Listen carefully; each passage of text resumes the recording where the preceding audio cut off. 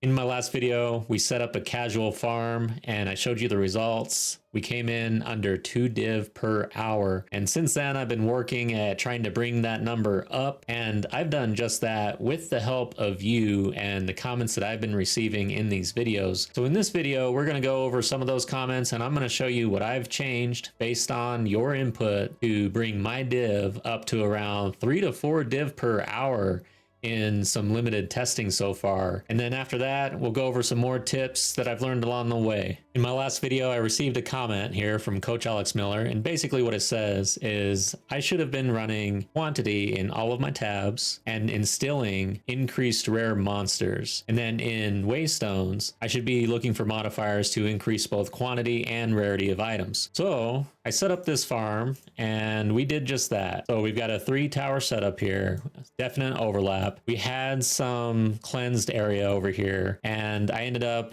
running a visions tab in order to run some of these maps twice. Everything had quantity in it. So a bunch of quantity. You can see here this map has 32% increased quantity of items found in the area, and you don't see any rarity here on the actual map. That's because we're bringing it on our gear.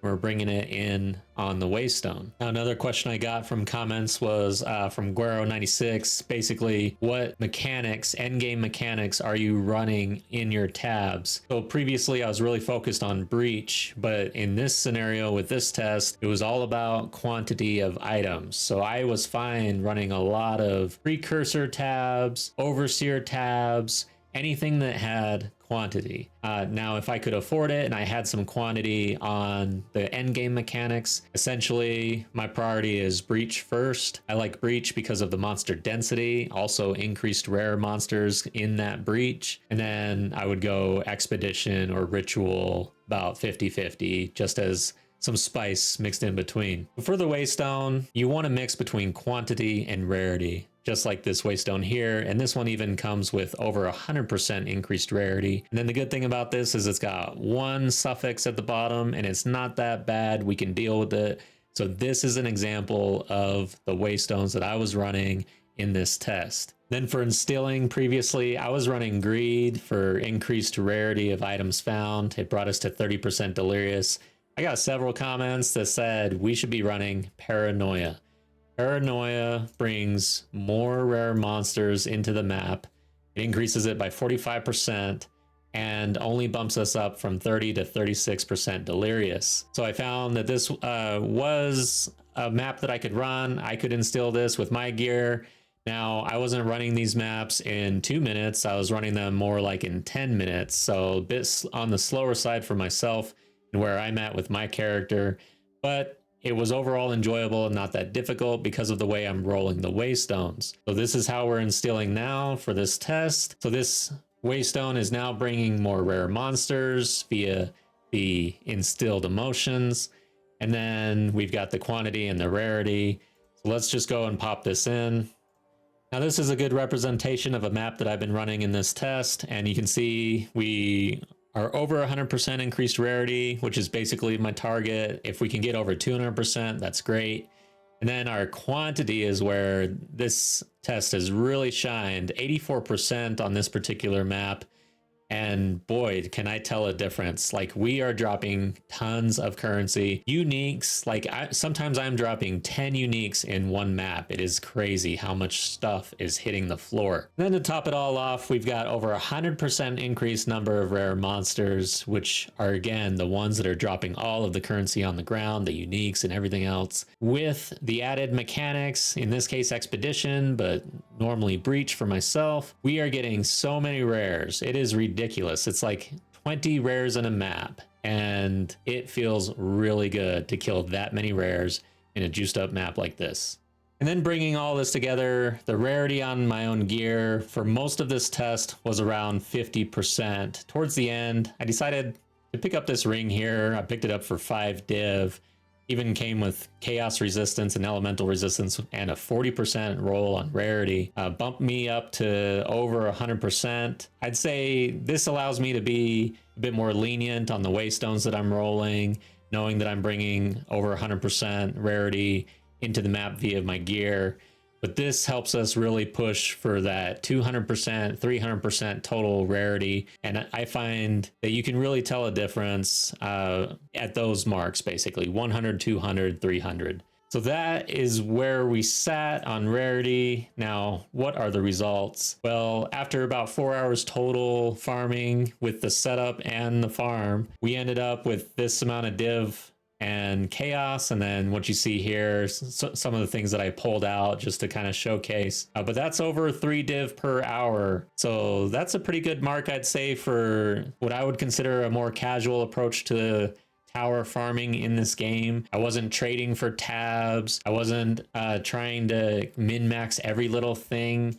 Even our tower setup, there were only like 2 maps that were actually cleansed in the overlap, so most of it wasn't even cleansed. It was a 3 tower overlap. I'm not even done with this entire setup, but again, I'm a more casual player and I'm just a bit more slow, so it takes me a lot longer to run these maps than some of the people out there who are able to do these in like maybe 2 minutes or so.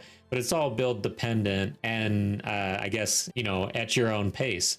Now, another question that I got in chat was, or a comment was, I cannot run T15 maps that are yellow all the time, so I run blue maps. Well, let me show you a way you can run yellow maps with no risk, no suffixes. All right, so here we have a map. It's got 1 prefix on it, which is, again, it's the prefixes are good, the suffixes are bad. So we've got an Omen of Sinistral Coronation. This will make it so our next Regal Orb will only add prefix modifiers. And then we've got an Omen of Sinistral Exaltation. Our next Exalted Orb will add only prefix modifiers. You activate both those on a map that already has 1 prefix, and you go ahead and you roll it.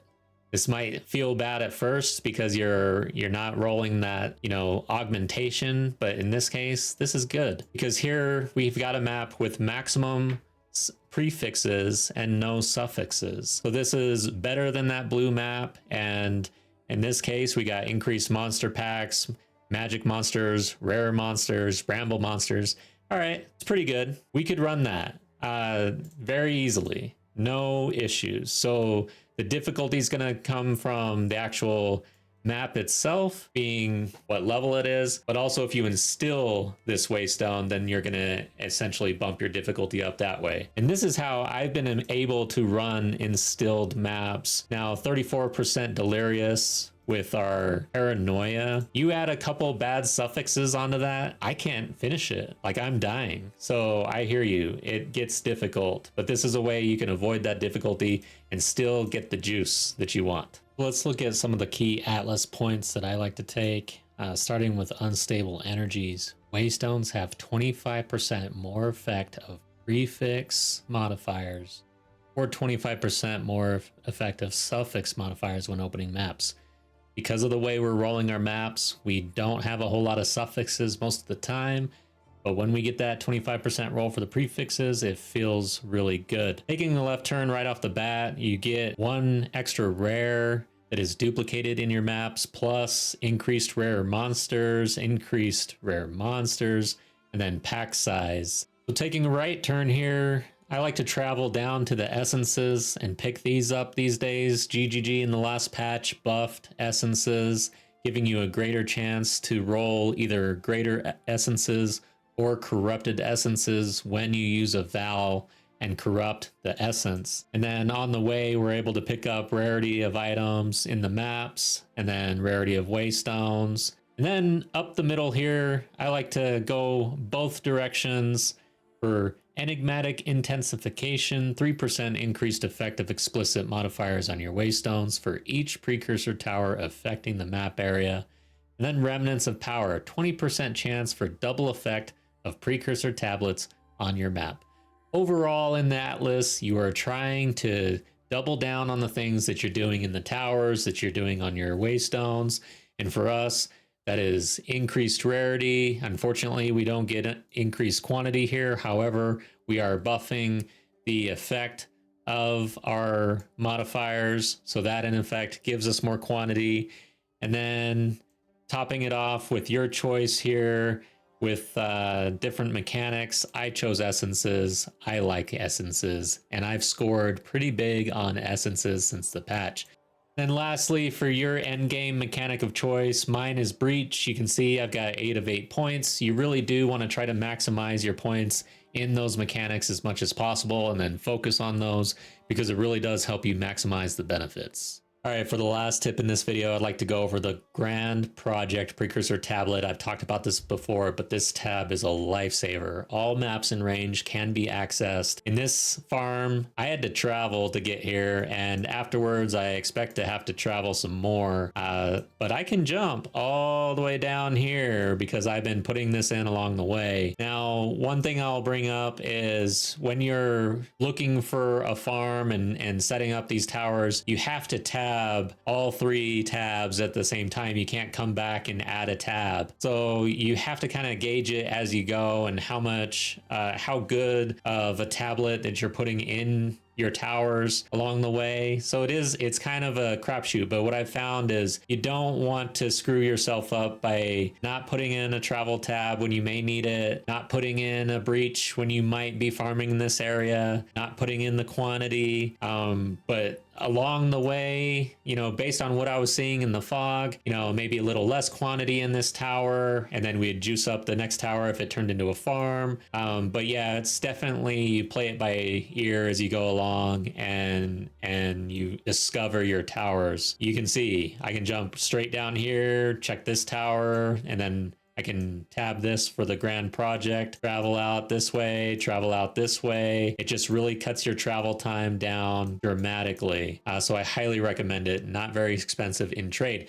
And when you are trading for this, go ahead and type to the seller, how many do you have? Because a lot of times these sellers that are selling these items, they've got them in bulk. So I picked up 6 or so from one person, and that helped me a lot because nothing's more painful than shopping around for something like a tablet. Thanks to the community for bringing your comments and questions to the table. If you've got input and you're seeing that I can make some progress here, go ahead and drop a comment. I welcome the feedback and I welcome your advice as I continue to try to bring my div per hour up as casually as I possibly can. I don't want to break my back. I don't think you do either. See you next time.